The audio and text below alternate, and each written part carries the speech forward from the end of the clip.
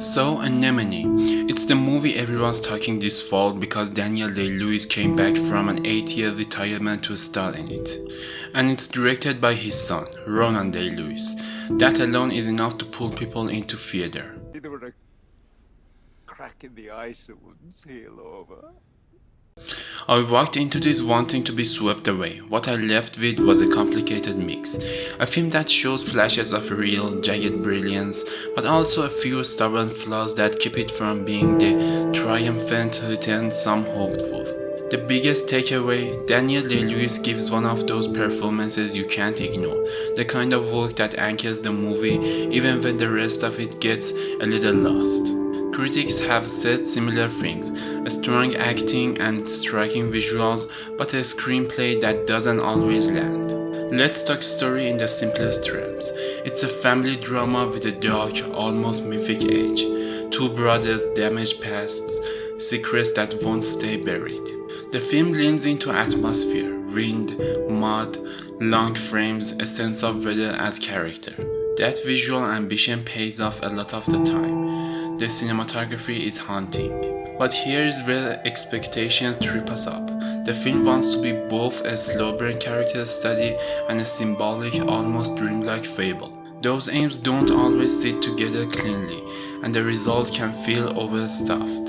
You leave the movie admiring moments rather than feeling moved by a cohesive whole.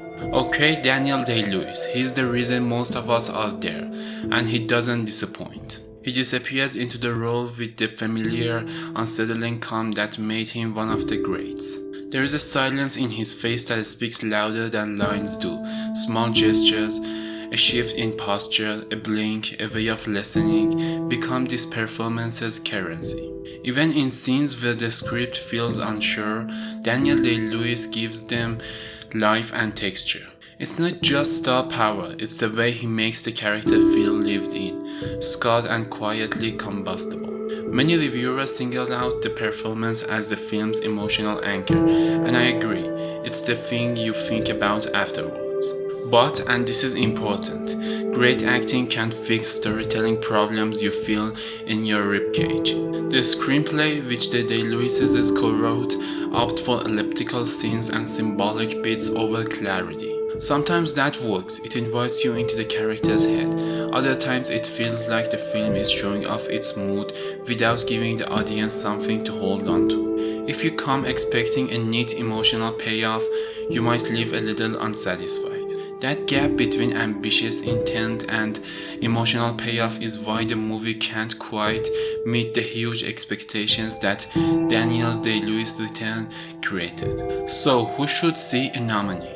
If you love performance-driven cinema, moody cinematography, and films that ask you to sit with ambiguity, this will likely click for you. If you want tidy narratives and obvious emotional resolution, this might frustrate you. Personally, I value the risk it takes, even when they don't always pay off, because the parts that work are truly memorable. And again, Daniel Day-Lewis is reason enough to watch. You done me proper.